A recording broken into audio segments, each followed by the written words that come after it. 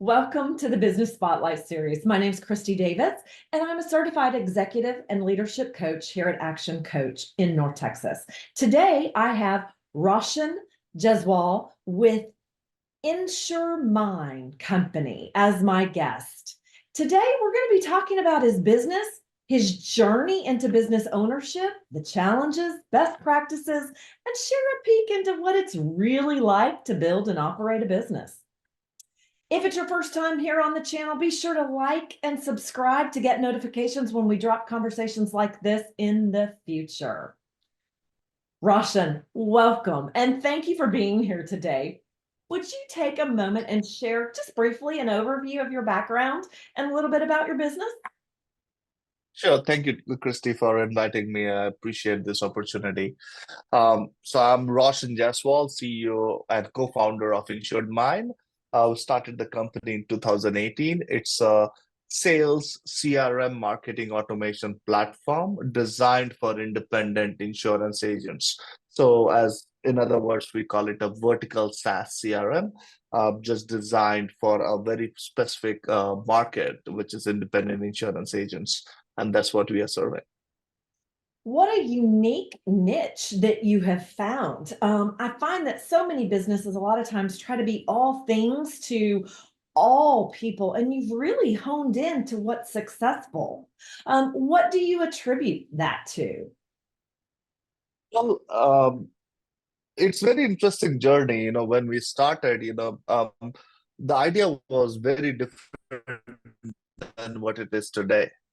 Now there's a couple things, if I may share. So one was the idea was we wanted to build a mobile app where a customer of as a policy holder could have all their policy in one place.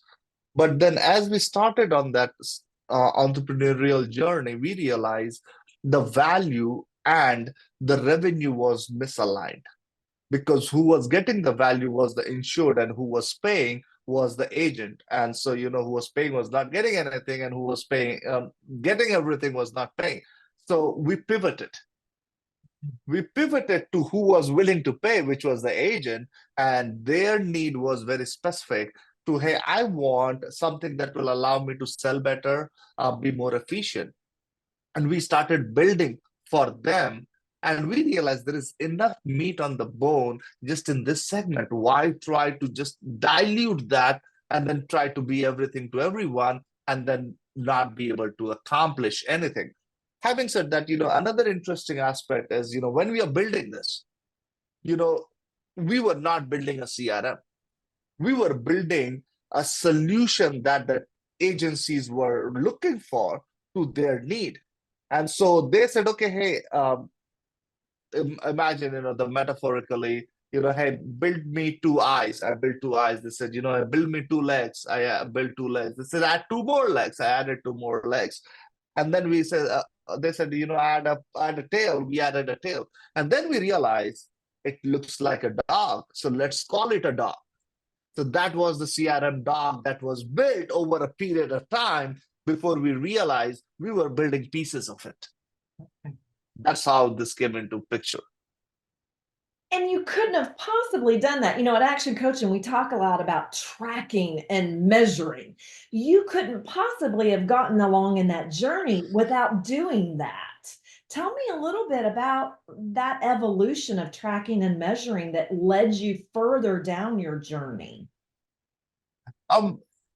That's a very important rock, I would say, in our business principle, which is to say, if you cannot measure it, you cannot manage it, right? I'm preaching the choir here, but that was the core of it, and we have been very analytical from day zero in understanding what is happening in the business, what is happening on the business.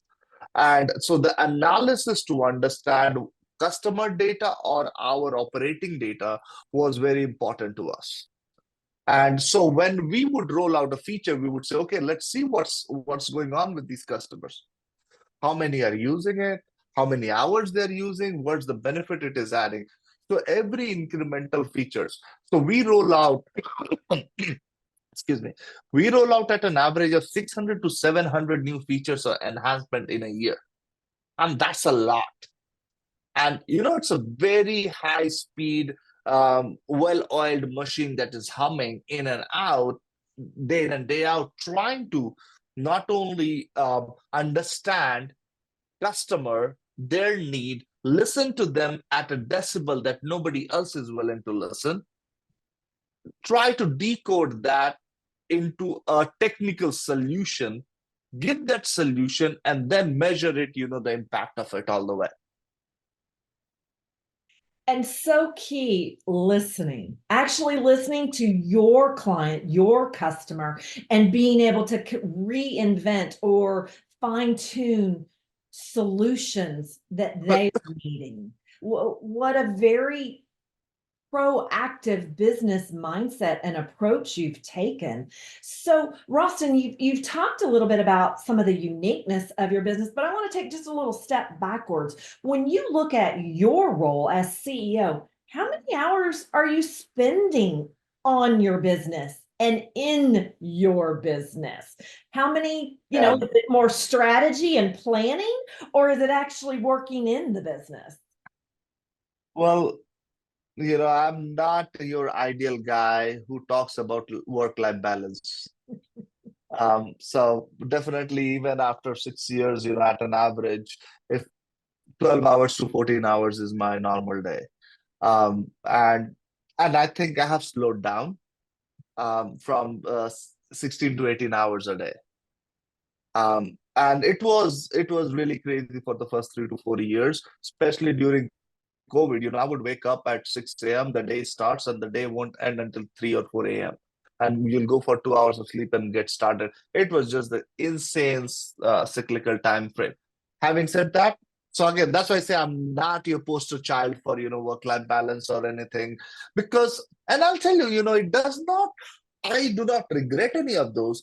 I'm so passionate about what I do. Every minute I put in, it's nothing compared to that. Of course, beyond this, the only other thing I would care about is the family, and they're very near and dear. So, having said that, it's always about how, I am both. I am strategically thinking a lot about, hey, how we are improving, but at the same time, I am so passionate about what we have built. I have done all the roles in the company, whether I have been a sales guy, whether I've been the HR guy, whether I'm the accounting guy, whether I am the business analyst, or any other role. I have done all of that. So I understand every unit.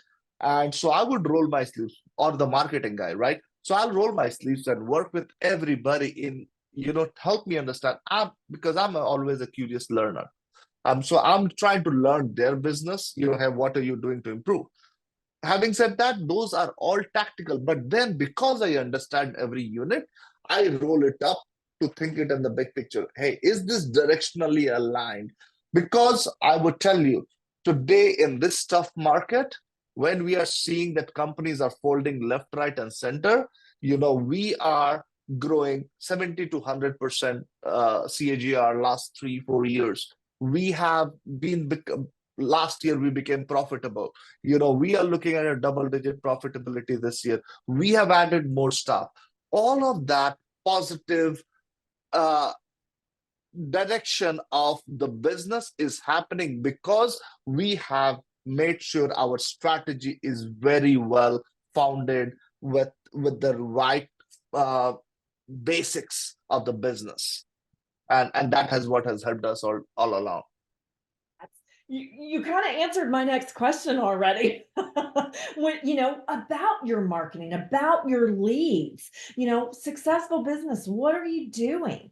What percentage of your monthly sales typically are you investing back into your marketing budget? What does marketing look like for you in this unique niche business you have? Mhm. Um, See, insurance has always been a very relationship-driven business. As they sell, they like to be sold in the same way because that's the mindset, you buy in. And so you do not end up, especially the medium to larger agencies would not just come and sign up with InsuredMine because they saw an ad on YouTube. or because somebody picked up the phone and said, "Hey, I have a wonderful CRM for you." It is a lot about multi-dimensional marketing, which is, yes, they want to see all these beautiful ads and all of this jazz, but then they also want to receive this phone call. Then they want to be uh, hearing those referrals from their other agents. Hey, have you checked this one out? So it's a process that we build through very focused, what we call as ABM, right? Account based marketing. We pick up accounts, we drip them over a period of time, we engage with them, we understand their business, we understand their problem, because every agency is different. So over a period, and that's how you convert. Some of them take long time, a couple months to 6 months to a year. Some of them are within a week you will be able to flip, because hey, they just get it.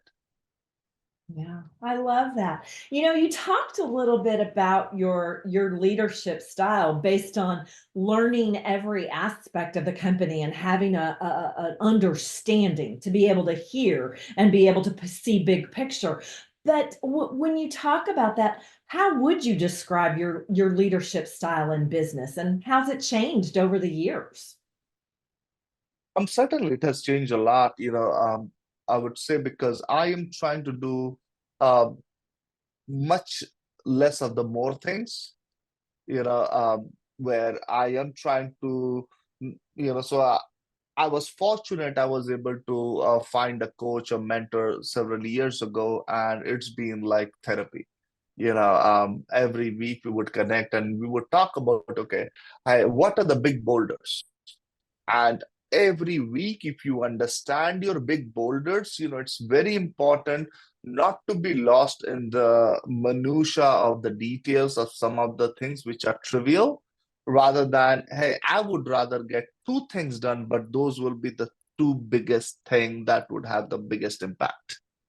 And then trying to be more fixated on those things, rather than, hey, what time did you show up, or hey, did you get my coffee? So again, these things gets you, but it's not going to help you move the needle. Understand some of those basic, hey, we all work in an industry. Everybody who is employed here are all adults, and I am not going to be their nanny. Yeah. And understanding everybody is gonna align to that philosophy, then there is no micromanagement. It's all about accountability and responsibility that each of them hold, and that's what they're answerable for. Absolutely. I have a little spin on accountability. I call it holding people capable, because Yeah, it well, just eliminates that little bit of negativity associated with the accountability word. And I find that sometimes our employees or the people that I'm coaching really appreciate the concept of, well, I said this is what I wanted to do, or this was the goal, or this was the KPI. Now I'm capable. You're holding me capable to it. And it sets a different tone sometimes. So I just always like to share that just a little bit. But when you talk about your hiring, what is your approach? What how are you retaining team members, or how are you attracting team members? yeah, no, that's a very important one. And just few weeks ago, we had our all hands, the first one for 2024. And one of the things I said very clearly is, what is our biggest asset? It's not the IP of the product that we have built. It is the people. The IP is the insured mind people, is the bigger IP here. And that's what most important. We survived, we thrive, because these guys are putting in their heart and soul into this. Having said that, as you said, hey, how are you getting these guys and what attracts? So I always follow the philosophy. It is not the skill, but the will. And so we look at people who are hungry, who have that desire to prove themselves, the desire to walk that extra mile to make something happen. And that, along with, hey, are you compatible with the culture that we are building? Because one of the thing I'm very certain about, hey, we are in a startup, it's very fast paced. It may not be for many people. But Right. at the same time, there will be a we have lost a lot of people in the way, and there will be many more who will transition. But the objective is whenever you leave Insured Mind, you leave as a much better, much skilled resource than you came in. Because you are not here to do a 22-day job and get paid end of the month. You are here where you are upskilling every day, where we are investing in you every day. And that is important. And so aligning that mindset with that hunger mentality, I think has paid off really well. Incredible. The alignment allows for the collaboration, allows for that alignment to the business philosophy, the missions and goals of the business, and the people will come towards it and really gravitate to it. So what an incredible opportunity there. Just out of curiosity, how many employees do you have on your team right now? Um, Today we are almost 60 employees. Okay. Um, we have an offshore team in India where we have almost 45 employees, and in US, primarily in the Plano area, we have almost closer to 15. So total 60. Fantastic. And sounds like still growing. Yes, certainly our goal is, I think it's a stretch goal, but I think goal is to double our India base by end of this year. But I think with all the newer capabilities that we are investing in, um, it is very much possible with AI and other things that we are working on. Fantastic. Well, we've covered a lot about your business, and I highly encourage everyone to save this because there's great nuggets to be found in what we've talked about today. But as we start to wrap up, I want to do just a few rapid fire questions, and these are going to be top of mind, quick answers for you. So, what would you say is the key to your success? My wife, Your wife or your why? wife. I love it. I love that answer. Way to go. Kudos to your wife. Okay. Second question is, what one piece of advice would you give to other business owners? I think it's always about follow your passion. You don't have to work another day. Yeah, I love that. In fact, I have a little thing. If you find what you love to do, you'll never work a day in your life. It's sitting on my bookshelf. It's so true. I agree with you. Okay. One book that you are either currently reading or that you've read most recently that's had an impact on you. I'm a voracious reader, so I read pretty heavily. So right now I'm reading Hidden Potential by Adam Grant. Um, so that's a pretty good one. It was again gifted to me by my mentor. Right. So, and I'll also tell you the one I read right before this was by Satya Nadella, Hit Refresh. That was another pretty good book. So again, a lot of books, and Hidden Potential is just to say a couple lines on that is, you learn by being uncomfortable. Mhm. And so the more you are willing to be uncomfortable, the more you are willing to learn. And I think it's a wonderful revelation in that book about this is, hey, we tend to shy away, walk away from things because you're like, hey, I don't want to be on the spot. And being on the spot is being uncomfortable.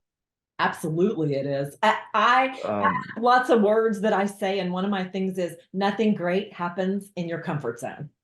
yeah, that's exactly what it is. Absolutely. So I think I really like what I'm reading right now. So it's a good one.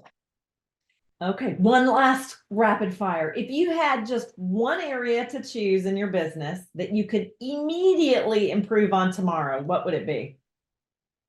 Well, I think everything, we are a growing company, and so there is efficiency in all of them that requires more to be done. I think there is nothing that we cannot improve on any of them. I want to before we go to my last question, I want to make sure our listeners can find you. Where can they find you? How can they find more information about your company or contact you?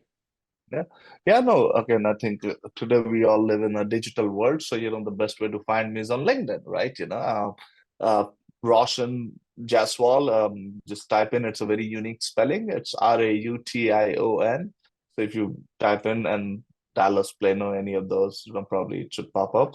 But also, again, on YouTube, you'll find a lot of my videos that I put out there. I do a very frequent, just hot at the top of my mind, and I share whether it's about startup, whether it's about business, whether it's about employees. I think those are just people like to listen on what you go through in your head, and just I like to voice that out. And so, there's a lot of ways you can connect, and I always like to hear new ideas or new business, and any ways I can help, because there is so much of learning that has come through this journey. Always happy to support. Fantastic. Well, my last question is, what is most inspiring you today? I think my two boys, 6 and 12, 11 now. My older one is an avid chess player. He's like in the top few in Texas, so has done significantly well. But there is a lot of inspiration from these guys. They have so much heart. Being so young and still going out and being that fight all the time between David and Goliath. If that cannot inspire anybody, there is nothing else that can inspire. 100%. And seeing everything fresh from young eyes, new. Yeah, I yeah. think so often we as adults stop thinking about what's new and we don't see things with fresh perspectives. So, what an inspiration. I love that you chose your children as what is most inspiring you today. Raution, thank you so much for joining us today on our Business Spotlight. It was a pleasure to talk with you today, and I hope we have an opportunity to do it again sometime. Perfect. Thank you. Appreciate your time. All right.